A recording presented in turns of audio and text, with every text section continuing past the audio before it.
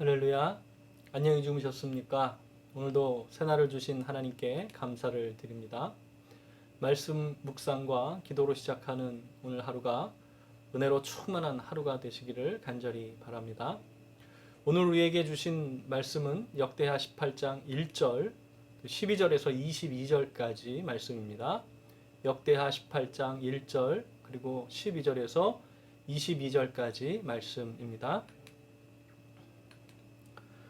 여호사밧이 부귀와 영광을 크게 떨쳤고 아합 가문과 혼인함으로 인척 관계를 맺었더라. 미가야를 부르러 간 사자가 그에게 말하여 이르되 선지자들의 말이 하나같이 왕에게 좋게 말하니 청하건대 당신의 말도 그들 중 한 사람처럼 좋게 말하소서 하니 미가야가 이르되 여호와께서 살아계심을 두고 맹세하노니 내 하나님께서 말씀하시는 것 곧 그것을 내가 말하리라 하고 이에 왕에게 이르니 왕이 그에게 이르되 미가야야 우리가 길르앗 라못으로 싸우러 가랴 말랴 하는지라 이르되 올라가서 승리를 거두소서 그들이 왕의 손에 넘긴 바 되리이다 하니 왕이 그에게 이르되 여호와의 이름으로 진실한 것 외에는 아무것도 말하지 말라고 내가 몇 번이나 내게 맹세하게 하여야 하겠느냐 하니 그가 이르되 내가 보니 온 이스라엘이 목자 없는 양같이 산에 흩어졌는데 여호와의 말씀이 이 무리가 주인이 없으니 각각 평안히 자기들의 집으로 돌아갈 것이니라 하셨나이다 하는지라. 이스라엘 왕이 여호사밧에게 이르되 저 사람이 내게 대하여 좋은 일로 예언하지 아니하고 나쁜 일로만 예언할 것이라고 당신에게 말하지 아니하였나이까 하더라. 미가야가 이르되 그런즉 왕은 여호와의 말씀을 들으소서 내가 보니 여호와께서 그의 보좌에 앉으셨고 하늘의 만군이 그의 좌우편에 모시고 섰는데 여호와께서 말씀하시기를 누가 이스라엘 왕 아합을 깨어 그에게 길르앗 라봇에 올라가서 죽게 할까 하시니 하나는 이렇게 하겠다 하고 하나는 저렇게 하겠다 하였는데 한 영이 나와서 여호와 앞에 서서 말하되 내가 그를 꿰겠나이다 하니 여호와께서 그에게 이르시되 어떻게 하겠느냐 하시니 그가 이르되 내가 나가서 거짓말하는 영이 되어 그의 모든 선지자들의 입에 있겠나이다 하니 여호와께서 이르시되 너는 꿰겠고 또 이루리라 나가서 그리하라 하셨은즉 이제 보소서 여호와께서 거짓말하는 영을 왕의 모든 선지자들의 입에 넣으셨고 또 여호와께서 왕에게 대하여 재앙을 말씀하셨나이다 하니 이 말씀은 살아계신 하나님께서 우리에게 주신 은혜의 말씀입니다. 아멘. 여호사밧 왕에 대한 이야기가 17장에서부터 시작되고 있습니다. 17장 5절에 보면 그러므로 여호와께서 나라를 그의 손에 견고하게 하시매라고 기록하고 있습니다. 인과관계를 말하는 그러므로라고 하는 접속사를 쓰고 있는데요. 그 이유를 말씀 안에서 구체적으로 설명하고 있는 것을 볼 수 있습니다. 그 이유는 여호사밧이 다윗의 처음 길로 행하였고 하나님께 구하며 그의 계명을 따라 행하였기 때문이다라고 17장 3절 4절에 기록하고 있습니다. 여호사밧의 아버지는 아사 왕입니다. 아사 왕도 아주 훌륭한 왕이었지요. 이 아사의 어머니가 우상을 만들어서 섬기니까요. 비록 자기 어머니이지만 이 태우의 자리를 패합니다. 그리고 그 만든 우상을 찢고 빻아서 기드론 시내가에서 불살라 버릴 정도로 신앙적인 왕이 아사 왕이었다라고 하는 것이죠. 그런데 안타깝게도 임기 말년에 이 하나니 선지자가 하나님의 말씀을 들고 오는데 그 말씀을 듣지 않고 그를 옥에 가두고 하나님의 뜻에 합당하지 않은 일들을 행했다라고 하는 것입니다. 임기 말년에 참 아쉽지만 어떻든 그래도 아사 왕도 남유다에서 41년 동안이나 이 남유다를 통치하였다 이렇게 성경은 기록하고 있습니다. 그래서 이 아사 왕의 아들 여호사밧은요 35세의 왕이 됩니다. 25년 동안 남유다를 다스리게 되는데요. 35세의 왕이 되었다라고 하는 것은요. 꽤 많은 시간 그의 아버지 아사 왕을 보면서 어린 시절, 청년 시절을 지났다는 것이고요. 그런 가운데 나라를 다스리는 것을 유심히 보고 배울 수 있었다. 그런 시간이 있었다라고 하는 것입니다. 17장 6절에 보니까요. 그가 전심으로 여호와의 길을 걸어 산당들과 아세라 목상들도 유다에서 제거해왔다. 이렇게 말씀하고 있습니다. 이렇게만 해도 아주 훌륭한 종교 개혁입니다. 그런데 이 여호사밧 왕은요. 이렇게 한 것뿐만이 아닙니다. 여호사밧의 중요한 업적 가운데 하나가 있는데요. 중앙정부에서 각 지방의 사람을 파견해서 율법을 가르치도록 했다라고 하는 것입니다. 우상을 파하고 우상을 섬기는 제단을 허물고 이렇게 했는데 남유다가 우상 숭배가 근절되지 않더라고 하는 것입니다. 왜 그럴까 이렇게 하고 여호사밧 왕이 살펴보는데요. 이 백성들의 삶에 말씀이 이렇게 깊이 있게 새겨지지 않으니까 그렇구나라고 하는 것을 깨달았다라고 하는 것입니다. 정말 훌륭한 왕이지 않습니까? 하나님을 경외할 줄 아는 왕이었고요. 마치 우리나라의 세종대왕처럼 백성들이 이렇게 바라보는, 그래서 그들을 진정으로 사랑하는 마음으로 백성들을 이끌었다라고 하는 것입니다. 이렇게 중앙정부에서 사람을 파견해서 백성들에게 여호와의 율법책을 가지고 온 이스라엘을 다니면서 말씀을 가르치는 일을 하도록 했다. 이 굉장한 일입니다. 이스라엘 역사에 유일무이한 그런 정책이었다라고 하는 것입니다. 이거야말로 여호사밧의 가장 뛰어난 업적이라고 말할 수 있을 것입니다. 그 일로 인해서요, 이스라엘의 수많은 백성들이 바알을 버리고 여호와께 돌아왔다라고 기록하고 있습니다. 그러니 말씀 묵상이 얼마나 중요합니까? 말씀을 가르치고 배우는 일이 얼마나 중요한 일입니까? 우리 사랑하는 성도님들의 삶 속에 말씀이 깊이 묵상되고 그것이 영의 양식이 되고 영적인 능력이 되고 영적인 권세가 되시기를 주님의 이름으로 축원을 드립니다. 그것이 우리의 가정을 영적으로 지키는 길입니다. 그리고 그것이 우리의 기업을 하나님이 기뻐하시는 기업이 되게 하는 일이고요. 우리 가업을 견고하게 세우는 것이다라고 하는 것을 우리가 기억해야 된다라고 하는 것입니다. 그런데 이렇게 하나님을 기쁘시게 했던 왕이요, 정말 안타까운 실수를 하게 됩니다. 오늘 18장 1절부터 제가 읽었는데요. 이렇게 시작하고 있습니다. 여호사밧이 부귀와 영광을 크게 떨쳤고 아합 왕 가문과 혼인함으로 인척 관계를 맺었더라. 부귀와 영광이 크게 되면 좋은 것입니까? 나쁜 것입니까? 그건 좋은 것이죠. 그런데 그 부귀와 영광이 커지니까 뭘 했느냐? 사실 그게 더 중요한 일인데요. 여호사밧이 그 부귀와 영광이 크게 되니까 아합과 사돈 관계를 맺었다라고 하는 것입니다. 아합이 누군지 잘 아시죠? 이 아합은요, 북이스라엘뿐만 아니라 이스라엘 왕조를 통틀어서 가장 악했던 왕이 아합 왕이다라고 하는 것입니다. 그리고 그렇게 악한 왕이 되도록 최선을 다해 내조한 왕비가 이세벨이었다라고 하는 것이죠. 여호사밧의 아들이요, 여호람인데요, 자기 아들의 아내로 이세벨의 딸인 아달랴를 며느리로 삼았다라고 하는 것입니다. 아달랴는 나중에 역대기 22장쯤에도 나오는데요. 자기 아들이 죽으니까 자기가 왕이 되고요. 그 자기의 왕위를 지키기 위해서 모든 왕족들을 죽이는 아주 극악한 일을 저지르는 그런 왕비로 기록됩니다. 어떻든 그렇게 악한 일을 일삼는 아합 가문과 계속 왕래하게 되었고요. 그렇게 왕래를 하다 보니까 원래 여호사밧은 하나님의 뜻에 합당한 일을 하던 왕이었는데 아합 왕이요, 하나님의 뜻에 합당하지 않은 일을 제안하는데 그런 자리에 서게 되니까 그 제안을 거절하지 못하는 그런 상황에까지 이르게 되더라고 하는 것입니다. 여호사밧의 사돈이 된 아합이요, 우리 이제 동맹을 견고하게 합시다. 그러면서 우리 식사나 한번 합시다. 그렇게 여호사밧을 사마리아로 초대하여 부른 것입니다. 그렇게 아합이 여호사밧을 초대해 놓고요, 아주 성대한 잔치를 열어서 대접을 합니다. 양과 소를 많이 잡아서 잔치를 벌이면서 함께 시간을 보냅니다. 그러다가 이런 제안을 하는 것이죠. 우리 함께 길르앗 라못을 함께 가서 칩시다. 길르앗 라못은요, 아람이 차지하고 있는 북쪽 땅입니다. 사실 남유다와는요, 직접적인 관계가 없는 지역이다 이렇게 얘기할 수 있습니다. 근데 동맹 강화를 하는 그런 자리에서 이렇게 제안을 하는데, 이런 상황에서 제안을 물리치기가 쉽습니까? 어렵습니까?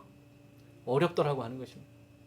역대하 18장 3절에 여호사밧 왕이 뭐라고 대답하냐 하면요, 나는 당신과 다름이 없고 내 백성은 당신의 백성과 다름이 없으니 당신과 함께 싸우겠습니다. 이렇게 하고 대답했다라고 하는 것입니다. 이 말씀을 읽는데요, 시편 1편의 말씀이 떠올랐습니다. 복이 있는 사람이 되려면 악인들의 꾀를 따르지 않아야 하고 죄인들의 길에도 서지 말아야 하는 것이고 오만한 자들의 자리에 같이 앉지도 말아야 한다. 이런 말씀이 떠올랐습니다. 참 하나님의 말씀이 맞구나 하는 생각이 드는 그런 시간이었습니다. 사실 여호사밧이 아합과 사돈을 맺은 것부터가 첫 단추를 잘못 끼운 것이죠. 물론 여호사밧에게도 명분이 있었을 것입니다. 남과 북이 하나 되는 일이니까. 우리에게 이렇게 부귀와 영광이 크게 떨치게 됐을 때 어떤 통합적인 정치를 해야 한다. 뭐 갖다 붙이려고 하면 좋은 명분이 왜 없었겠습니까? 그런데요, 우리가 생각할 것은 명분보다 더 중요한 것이 있는데 그것은 말씀을 선택하고 믿음대로 행하기 위한 몸부림이 있어야 된다라고 하는 것입니다. 그러기 위해서는요, 매 순간 성령님의 도우심과 인도하심을 우리가 구해야 된다라고 하는 것입니다. 여호사밧의 이름의 뜻이요 여호와 하나님이 나의 판단자 되십니다. 그런 뜻입니다. 이 여호사밧의 사밧이요 히브리어 사파트인데요, 판단하다, 재판하다 그런 뜻입니다. 그리고 여호사밧 왕은요 남유다의 3대 선왕 중에 첫 번째 왕입니다. 북이스라엘에는요 선한 왕이다 그렇게 기록된 왕이 없고요, 남유다에 그나마 있는데 그 중에서도 3대 선왕이라고 불리는 사람이 여호사밧, 히스기야, 요시야였다라고 하는 것입니다. 이 세 왕의 공통점은 종교개혁을 추진했던 왕이었다라고 하는 것이죠. 우상의 제단을 허물고 말씀에 따라 나라를 다스려 갔던 왕이었다라고 하는 것입니다. 그렇기 때문에 역사에 선한 왕으로 기록되어 있다라고 하는 것이죠. 앞에서도 말씀드렸지만 여호사밧은요 중앙정부에서 율법책을 가르치는 사람을 파견했다는 것입니다. 그래서 백성들에게 말씀을 가르쳤다라고 하는 것이죠. 정말 엄청난 정책입니다. 그런데 그렇게 말씀과 믿음 가운데 서 있던 왕이요 무너지는 것 또한 한순간이더라고 하는 것입니다. 아합과 이세벨과 인척 관계를 맺고 자기 아들 여호람과 아달랴를 결혼시킴으로 인해서 문제가 꼬이기 시작했다라고 하는 것입니다. 나중에 아달랴가 이 왕권을 차지하기 위해서 왕자들을 다 죽이는 일까지 일어나게 되는데요. 이 다윗 왕조의 명맥이 끊어질 뻔한 사건까지 후대에 일어나게 되는 것이지요. 그것이 이 여호사밧이 부귀와 영광이 크게 되었을 때 잘못 선택한 것에서 시작되었다라고 하는 것입니다. 고린도전서 10장 12절 말씀을 기억하십니까? 그런즉 선줄로 생각하는 자는 넘어질까 조심하라. 이 성경 말씀이 깊이 새겨지는 시간이었습니다. 항상 겸손해야 한다는 것이죠. 그런데 그나마 남유다의 3대 선왕 정도 되니까 아합 왕이 이런 제안을 하는데도요 제고하는 모습을 보이기는 합니다.